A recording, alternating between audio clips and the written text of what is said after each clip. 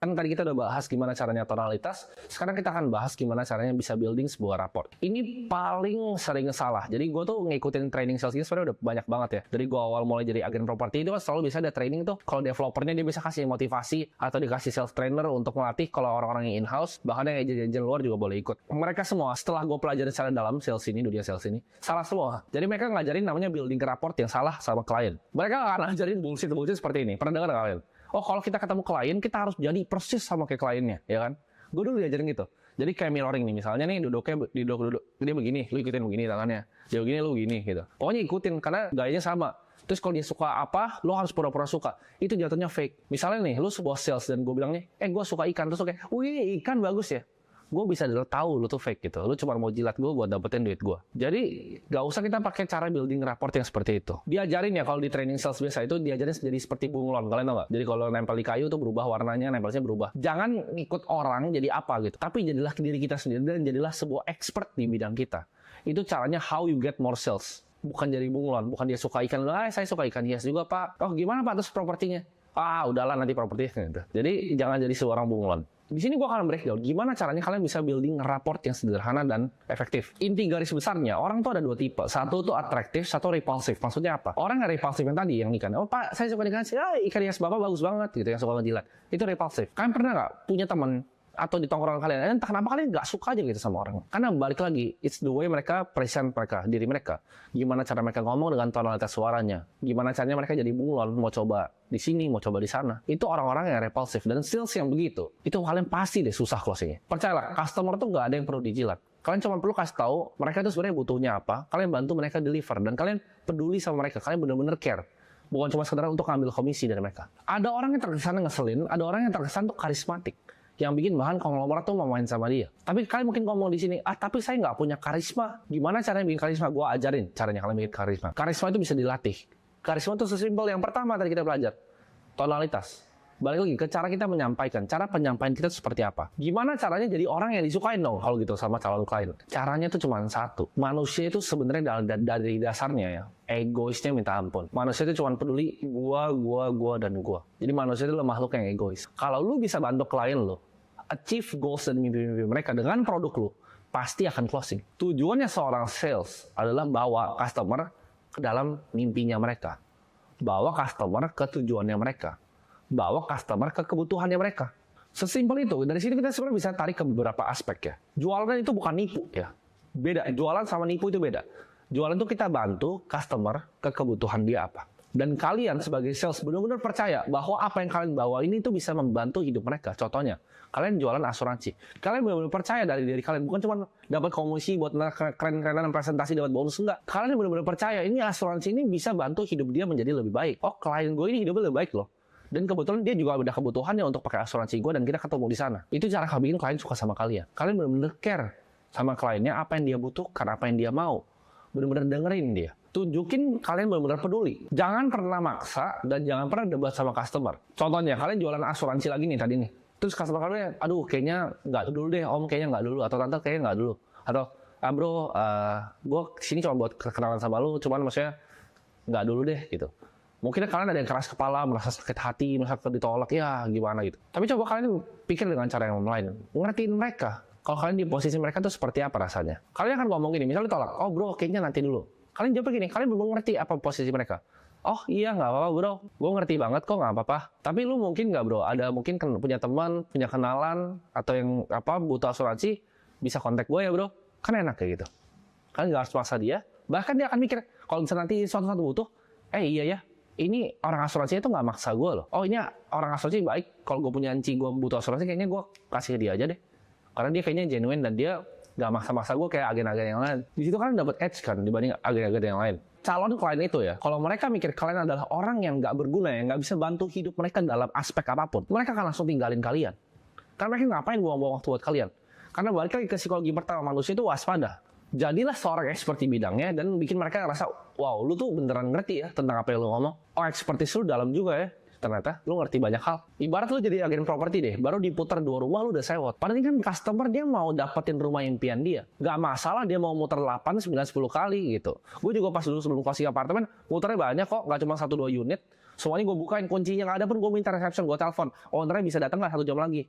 Gue puterin dulu yang lain, gue ke bawah ambil, gue bukain ke dia. Butuh effort juga untuk menjadi seorang sales. Building rapport, intinya ada secepat-cepatnya lu nunjukin ke mereka bahwa lu bisa bawa mereka ke goals mereka, ke kebutuhan mereka, dan that's it, titik. Nggak perlu mirroring, nggak perlu yang lain. Tunjukin bahwa lu peduli, tunjukin bahwa lu bisa bawa dia ke impian dia. Tujuan sales kan sebenarnya simple. Bikin orang dari pertama nih kenal kalian sampai ke closing kan. Lurus nih garisnya nih. Lu nggak perlu bikin ke atas ke bawah nih. Kayak ibarat sungai ya, lurus aja gitu. Memang akan sungai ntar bercabang sedikit ke kanan, kalian tarik lagi. Itu namanya sales control. Nanti kita akan pelajarin di sales flow ya. Tapi intinya kalian dengan building rapport ini, kalian kontrol flow dari salesnya.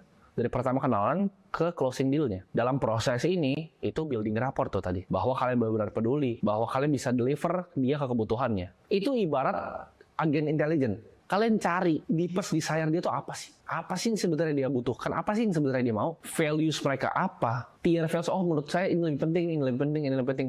Itu yang kalian analisa. Jadi kalian jadi seorang intelijen dalam building rapport. Sama ini. Dari awal gue door to door cafe sampai konglomerat sama, gue building rapport. Gue mau tahu, oh kebutuhannya dia apa yang bisa gue deliver ya value ke dia. Gimana caranya dia melihat gue sebagai expert ya? Sama, mindset sama.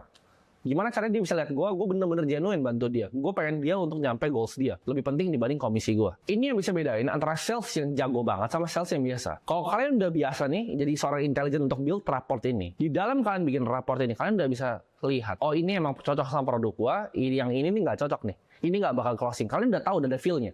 Tapi itu ribuan repetisi, ya. Ribuan cold call. Kalian udah tahu, oh orangnya kayak gini tuh kayak gini.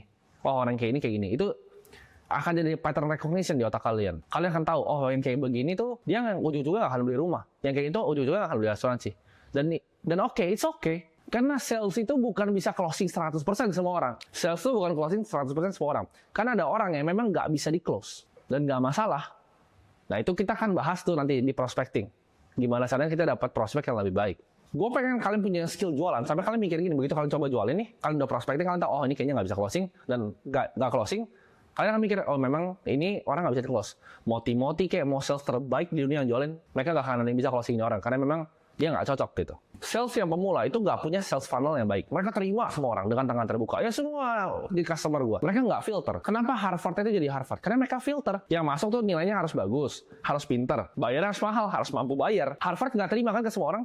Tapi lihat dia kampus nomor 1 di dunia. Jadilah Harvard. Ya. Mau jadi sales yang top, lu nggak bisa jualan ke semua orang. Kalau kalian sales mobil supercar gitu, kalian nggak bisa jualan dong ke semua orang. Kalian nggak bisa jualan dong ke tukang bakso. Tahu juga marketnya di mana, kita ambilnya di mana. Kalau kalian ngerti jual kebutuhan atau namanya sell the need, kalian akan keluar dari namanya perang harga. Mereka bahkan nggak akan bandingin kalian sama yang sebelah. Kadang kan akan ada yang keluar gini, misalnya kalian sales impor nih, misalnya AC impor, ini gua nggak salah aja, AC impor. Kalian bilang, ini harga AC saya misalnya 3 juta. Ah tapi Pak, kemarin saya lihat tuh dari Cina tuh tokonya Aliong dia 2,8. Itu kalian nggak akan masuk dalam situ. Kalau kalian jual benar-benar kebutuhan dia. Kalian jual pakai emosionalnya. Sales di level tertinggi adalah transfer emosi ke klien kalian. Maksudnya apa? Gue ulangi lagi. Sales dalam level tertinggi adalah transfer emosi ke dalam klien kalian. Jadi yang kalian jual adalah emosi masa depan. Kalau di rumah nih kalian bayangin. Dia harus sampai ngomong, oh iya ya kalau misalnya ada anak di sini enak ya. Anak ini bisa main-main di sini. Oh ini agak luas ya. Ruang tamunya buat anak lari. Dia udah bayangin di situ anaknya lari. Emosi udah di masa depan itu baru kalian gampang jualinnya nanti. Sama mobil juga sama. Kasih dia duduk. Begitu dia bilang, gila enak juga ya di sini ya. Nanti nggak perlu macet-macetan lagi di KRL. Ini AG-nya enak ya. Itu kalian dapat kuncian emosi masa depannya dia. Anggap raport itu kayak angka 1 sampai 10. 1 itu kalian nggak tahu apa tentang mereka. 10 itu kalian tahu. Exactly dia butuhnya apa. Dia sukanya apa. Cara jualannya gimana. Semuanya gimana. Nah kalian lihat yang level dari 1 sampai 10 ini kalian di sebelah mana? Kita harus tahu ibarat orang tuh action threshold namanya. Jadi threshold dia untuk membuat suatu aksi itu berapa? Contohnya, gue itu orang yang threshold aksinya rendah. Misalnya gini, lu datang ke gue suka jam tangan nih misalnya. Lu datang ke gue terus tawarin, oh tim ini ada Rolex Day-Date tahun segini, harga diskon nih 5%, mau nggak? Gue mungkin pas ada, oke juga bagus gue beli. Tapi lu kalau tawarin bapak gue misalnya, jam apa misalnya, jam Seiko gitu. Dia karena dia nggak suka jam dan dia nggak mau jam, dia nggak akan pernah beli jamnya dari lu. Dia threshold untuk aksinya jauh banget. Kalian akan pernah ngalamin kan, sales yang kalian telepon, wah cepet banget di closing. Bahkan misalnya jualan mobil bekas nih, buset itu dia baru teleponnya udah iya, oh iya itu produk yang gue butuhin. Kan tuh enak banget, tapi nggak selalu begitu. Biasanya dia akan membandingkan dengan harga lain, dia tanya-tanya lagi, kalian harus balikin lagi, dia tanya lagi, kalian balikin lagi, dia tanya lagi, kalian balikin lagi. Itu prosesnya. Mereka harus cinta sama produk kalian secara emosional. Kalau mereka nggak cinta sama produk kalian secara emosional, itu susah. Mereka ngerasa, oh gue nggak butuh kok produk lo. Menjual dengan emosional itu berbeda dengan menjual dengan logika. Kalau logika 1+1 tuh sama dengan 2, dia kan justify terus harga segini dan lain-lain. Tapi kalau jual dengan emosional, kebutuhan apa yang dia mau, dia akan langsung beli. Tapi kalian bilang, oh mungkin nggak ada yang gitu. Ya ada, contohnya gue. Gitu, gue beli barang tuh cepet. Dan gue nggak banyak mikir. Dan banyak orang kayak gue yang gue kenal. Nah faktor selanjutnya, selain kita analisa tuh level threshold actionnya di berapa, kita harus lihat juga kepercayaannya dia. Kita dapat nggak kepercayaannya? Karena trust di dalam sales itu penting. Orang-orang baru kenal kok, ngapain gue percaya sama lo? Orang lo cuma sales mau duit gue. Kalau kalian jadi orang repulsif yang tadi gue bilang, ya kecium bau-baunya, cuma mau komisi, mereka akan lari jauh-jauh dari kalian. Makanya biasanya ya, semakin sukses sebuah sales. Contohnya, sales property nomor 1 di Amerika, kayak Ryan Serhant. Orang yang datang ke dia nggak peduli. Mau sama gue, ya udah. Tapi gue expert. Gue bakal jualin rumah lo dengan harga yang baik. Ini contoh pribadi ya. Ini case study dari gue sendiri untuk gue mengamati sales ya. Jadi waktu itu mungkin di bulan Desember, kalau gue nggak salah, atau di Januari ya. Desember akhir, gue waktu itu hunting mobil McLaren ya. Jadi gue cari mobil McLaren. Nah gue ketemu 2 opsi. Mobil yang gue mau tuh sama sebenarnya. Dua-duanya McLaren Spider, tahunnya sama. Tapi ada 2 yang jualan. Satu itu barangnya dipegang sama anak consignment mobil di Instagram. Ya lumayan terkenal. Tapi anak consignment mobil. Satu itu dealer mobil yang memang udah terkenal. Dia dulu bekas pegang McLaren Jakarta. Nah perbedaannya apa nih ya? Ini perbedaan yang gue kasih tau kalian ya. Yang expert jualan sama yang baru mulai. Mungkin dia baru consignment 3-4 tahun. Ya, jualan mobil belum lama. Yang ini jualan mobil 20 tahun. Dan udah terkenal. Kalau Fitra Eri juga nge-review dari dia semua. Ya gue sebut aja Evans Motor gitu dealernya. Yang satu ini consignment. Gue gak usah sebut lah consignmentnya. Gue begitu datang, satu dia udah telat. Lu bayangin gak? Gue mau beli mobil miliaran loh. Gue beli mobil tuh seharga rumah berjalan. Tuh bocah telat. Dia kasih harga bagus sebenarnya. Karena kan dia consignment. Dia gak bisa jual mahal dong. Dia jual di bawah market lah. Gue tanya, gimana bro ini mobilnya? Ada kurangnya apa? Oh ini gak ada kurangnya bro. Ini bisa bro bisa lihat sendiri aja. Coba aja nanti test drive. Gue test drive kan. Gue tanya lagi kurangnya di mana? Padahal gue lihatnya di samping di setirnya itu udah ada baret segala macam. Oh nggak ada bro, kinclong bro, ini carbon fiber setirnya masih begini. Nah itu kalian bisa nangkap kan? Itu kayak snake oil salesman gitu dia. Gue bisa cium nih orang cuma mau jualan mobilnya biar cepat laku gitu. Oh iya enak ya bro ya ini bisa buka gini nih. Nah, beda banget sama pas gue datang ke dealernya Evans Motor. Gue datang sana, gue tanya mobilnya mana? Oh bro ini mobilnya. Gue tanya waktu itu kurangnya di mana? Dia jelasin. Oh ini kurangnya di sini, tapi kita bisa benerin seperti ini, biayanya sekiranya mungkin segini bro. Jadi ntar pas bro pakai udah rapi semuanya. Nah kalau lu beli mobil, ya apalagi mobil supercar, lu pasti bingung kan untuk beresin, apa misalnya gue nggak punya waktu untuk beresin maintenance nya.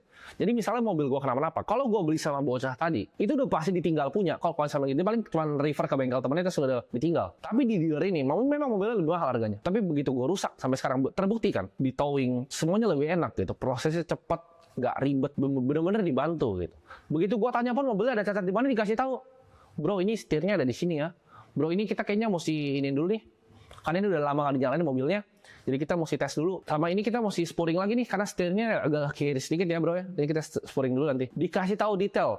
Ada ini nih baret dikit dari velg kanannya. Itu bedanya sales yang jago sama sales yang awam. Lu lebih pilih beli mobil sama yang mana? Ya akhirnya gue beli sama siapa ya? Jelas gue beli sama dealer yang kedua. Dan terbukti sampai sekarang after sales service itu baik. Ibarat gue ke closing nih sama mobil tersebut ya. Anggap aja gue ke closing.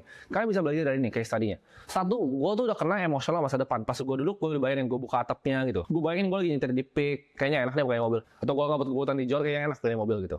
Gue udah kena emosional masa depan yang pertama. Dan yang kedua, gue dapat faktor trustnya. Karena yang satu tuh ngibul. Orang gue lihat kok baret, dia mau bilang kagak ada yang baret. Dia bilang ya udah bro, gencek aja. Sama yang satu kasih tahu berjelas semuanya terus rusaknya di mana. Lebih percaya yang mana? Ya. Gue dapat emosional masa depan gue kena. Pas gue duduk di situ, dia bukain juga, gue bisa lihat semuanya. Dibawain engineer dari McLaren-nya. Gue tunjukin gue rusaknya di mana.